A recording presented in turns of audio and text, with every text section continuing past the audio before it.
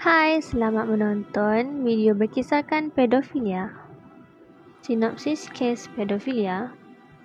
Statistik yang disediakan oleh Polis Diraja Malaysia PDRM mencatatkan 22,234 kes yang melibatkan penderaan seksual kanak-kanak dari 2010 hingga Mei 2017.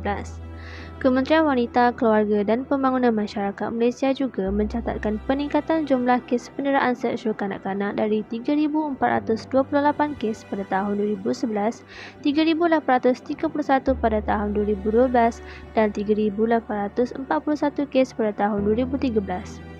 Kementerian Kesihatan Malaysia pada 2015 melaporkan bahawa 14 daripada 1,000 perempuan di bawah umur didapati mengandung setiap tahun. Statistik ini berbeza dengan negara jiran Singapura yang hanya melaporkan 4 daripada 1,000 perempuan di bawah umur yang didapati mengandung. Ini merupakan antara kes-kes yang berlaku yang berkenaan pedofilia. Pada awalnya, pedofilia digelar sebagai pedofilia erotika, kemudian dikenali sebagai pedofilia pada abad ke-20. Istilah pedofilia mendefinisikan tarikan atau rangsangan seksual terhadap kanak-kanak. Pedofilia juga sering digunakan dalam penguatkuasa perundangan untuk merujuk kepada pelaku seksual terhadap mangsa bawah umur, antaranya penderaan seksual kanak-kanak, merogol kanak-kanak di bawah umur, pornografi kanak-kanak, child grooming dan stalking serta pendedahan tidak bermoral berkaitan kanak-kanak. Konsep pedofilia pula ialah merupakan gangguan psikiatrik di mana orang dewasa maupun orang tua mempunyai tarikan atau perasaan seksual terhadap kanak-kanak yang belum atau baru sahaja memasuki fasa akil balik. Memandangkan pedofilia melibatkan perbuatan berbentuk seksual terhadap kanak-kanak, maka pedofilia merupakan sesuatu kegiatan jenayah yang boleh dihukum serta dipenjara di bawah Undang-Undang Kerajaan Malaysia.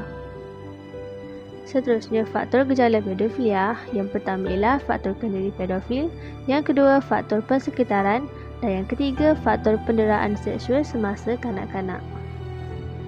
Kesan pedofilia kepada diri dan orang lain. Yang pertama ialah kesan kepada individu. Individu akan menghadapi kemurungan. Kemurungan ini suatu penyakit yang tidak mudah untuk dikawal tanpa sebab tertentu kerana mangsa akan sentiasa dihantui oleh rasa takut disebabkan oleh perkara yang telah dialami sehingga terbawa-bawa ke arah tingkah laku yang boleh membinasakannya. Seterusnya, mangsa juga akan mengalami trauma. Pengalaman traumatik adalah suatu kejadian yang dialami atau disaksikan oleh mangsa yang akan mengancam keselamatan dirinya. Oleh sebab itu, kesan trauma yang diketahui kebanyakannya ialah mangsa merasakan diri mereka kotor, rasa malu atau hina selepas menjadi mangsa pedofilia. Yang kedua adalah kesan terhadap keluarga. Hubungan kekeluargaan semakin renggang. Hal ini demikian kerana bapa atau saudara lelaki adalah individu yang diharapkan menjadi pelindung di dalam sesebuah institusi kekeluargaan akan semakin hilang jika mereka yang dianggap sebagai pelindung tidak mampu menjalankan peranannya, malah menyalahgunakan peranan yang telah diamanahkan dengan mengambil kesempatan, maka pincanglah institusi kekeluargaan itu. Yang kedua ialah tahap kebimbangan ibu bapa akan meningkat. Hal ini demikian kerana ibu bapa akan menjadi lebih tegas, overprotective, kurang kepercayaan kepada orang lain kerana bimbang akan keselamatan anak-anak mereka jika terlalu memberi kebebasan kepada mereka. Yang ketiga ialah kesan terhadap masyarakat. Hubungan antara kaum akan terjejas. Hal ini demikian kerana rasa hormat menghormati dalam kalangan masyarakat juga akan semakin pudar dan masyarakat akan saling berprasangka buruk antara satu sama lain. Semua ini akan merecatkan proses pembentukan keluarga dan seterusnya menjejaskan proses pembentukan masyarakat majmuk dan pembangunan negara.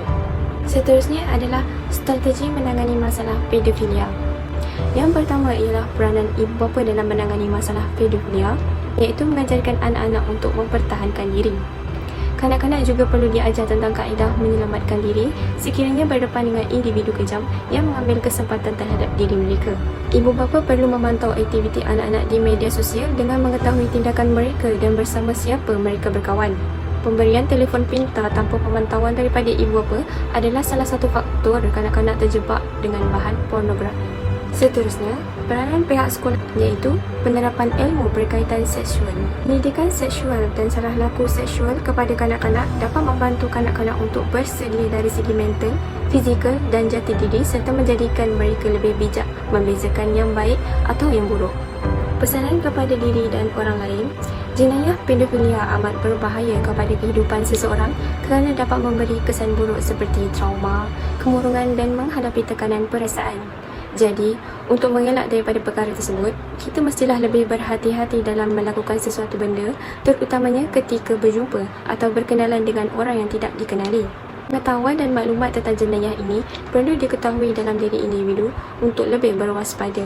Ibu bapa memainkan peranan yang amat besar dalam membantu kanak-kanak agar tidak menjadi bangsa kepada jenayah ini. Seterusnya, semua pihak perlu memainkan peranan dan bekerjasama antara satu sama lain bagi menjaga keselamatan dan menjaga kebajikan masyarakat, terutama kanak-kanak.